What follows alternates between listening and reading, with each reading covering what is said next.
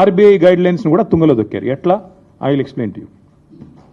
ఈ trust investment advisor అనే company వారికి రాష్ట్ర ప్రభుత్వం ఇప్పటికే 170 కోట్లు, దాదాపు 170 కోట్లు, 169 కోట్ల చిల్లర వారు ఇప్పటికే లంచం రూపంలో చెల్లించారు. వాళ్ళు సరే దాన్ని కమిషన్ అంటారు, నేనైతే పక్కా చేసింది నేరం కాబట్టి లంచమని అంటున్నా. ఆ ట్రస్ట్ ఇన్వెస్ట్మెంట్ అడ్వైజర్ వాళ్ళు ఇంకొక ఫైనాన్షియల్ అడ్వైజరీ సర్వీసెస్ ఫామ్ని ముంగట పెట్టారు. బీకన్ ట్రస్టీషిప్ అనే కంపెనీని రంగంలో దించారు. ఇదంతా కూడా ఏంటంటే ఒక స్కీమ్ ప్రకారం. ఇక్కడ ఇంపార్టెంట్ పాయింట్, పేరుకు పోయిన సంవత్సరమే రాష్ట్ర ప్రభుత్వం మాకు సుప్రీంకోర్టు తీర్పు రాగానే ఈ భూమిని మేము 75 కోట్లు పర్ ఎకరం మేము టీజీఐఏసీకి బదలాయిస్తున్నామని చెప్పి ఒక జీవో ఇచ్చింది. కానీ జీవో మాత్రమే ఇచ్చింది తప్ప ఆ ల్యాండ్ను ఏలియనేషన్ చేయలేదు, సేల్ డీడ్ చేయలేదు, మ్యూటేషన్ కూడా కాలేదు. అయినప్పటికీ తనకు చెందని భూమి, మ్యూటేషన్ అయితేనే నీ పేరు మీదకి ఓనర్షిప్ వస్తేనే ఆ ల్యాండ్ నీదన్నట్టు లెక్క. ఇప్పుడు హెచ్ఈయూ కూడా అదే అంటున్నారు కదా, హెచ్ఈయూకి ల్యాండే లేదు, హెచ్ఈయూ ల్యాండ్స్ అన్ని మావే అని గవర్నమెంట్ ఎందుకు అంటుంది? ఎందుకంటే మ్యూటేషన్ కాలేదు కాబట్టి ఇంకా రికార్డ్స్ ప్రకారం నాదే ప్రభుత్వ భూమి అని ఈరోజు కూడా ప్రభుత్వం అదే వాదన చేస్తూ ఉంది. ఇవాళ ఇక్కడ కూడా అక్షరాల అదే జరిగింది. జనరల్గా ఇప్పుడు ఉదాహరణకి మీరు ఎవరైనా సరే వ్యక్తిగతంగా మనం ఒక ప్రాపర్టీ, మనకు ఒక ఇల్లో ఫ్లాట్ ఉందనుకోండి, లేదా ఒక ప్లాట్ ఉందనుకోండి, దాని మీద లోన్ తీసుకోవాలనుకుంటున్నారు తనఖా పెట్టి. జనరల్గా ప్రాసెస్ ఏముంటుంది? ఆ ఏరియాలో మీరు ఫలానా ఏరియాలో మీకు ఒక ఫ్లాట్ ఉంది, దాని యొక్క రిజిస్టర్డ్ వాల్యూ ఎంత, మీరు రిజిస్టర్ చేసుకున్నప్పుడు ప్రభుత్వానికి ఏ రిజిస్ట్రేషన్ రేట్ ప్రకారం మీరు డబ్బులు కట్టారు, స్టాంప్ డ్యూటీ ఎంత కట్టారు, దాన్ని బట్టి రిజిస్టర్డ్ వాల్యూ ఎంత. కాకపోతే జనరల్గా ఏముంటుంది, రిజిస్టర్డ్ వాల్యూకి జనరల్గా మార్కెట్ వాల్యూకి ఉండే కొంత అంతరం ఉంటుంది.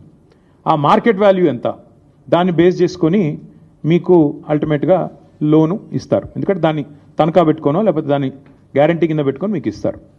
ఇక్కడ ఏం జరిగింది ఈ విషయంలో?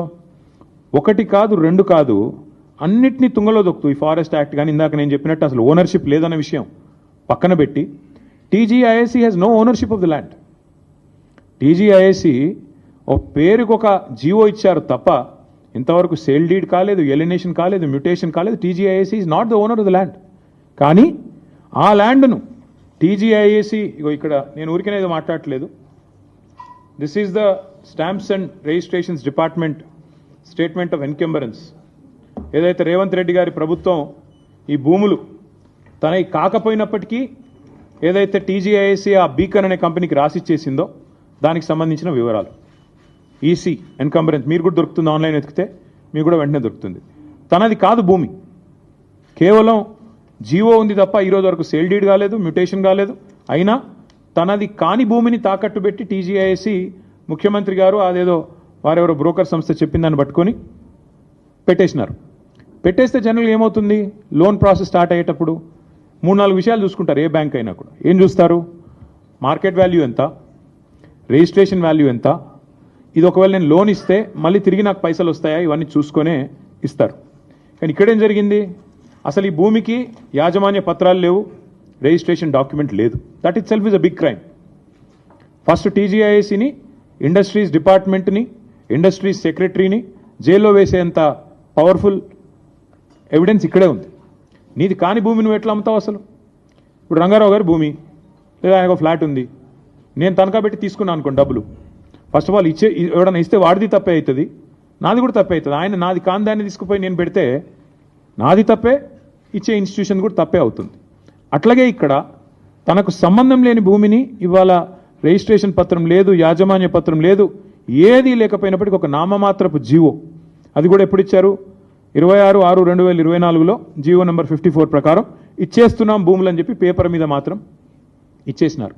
పేపర్ మీద తప్ప తర్వాత ఫాలో అప్ లేదు, సేల్ డీడ్ లేదు, రిజిస్ట్రేషన్ లేదు, మ్యూటేషన్ లేదు, ఏది జరగలేదు. కేవలం టైటిల్ ట్రాన్స్ఫర్ కూడా కాకుండానే నాది అని టీజీఐఏసీ బ్యాంకుల దగ్గరికి, బ్రోకర్ల దగ్గరికి పోయింది. That is the biggest crime number 1.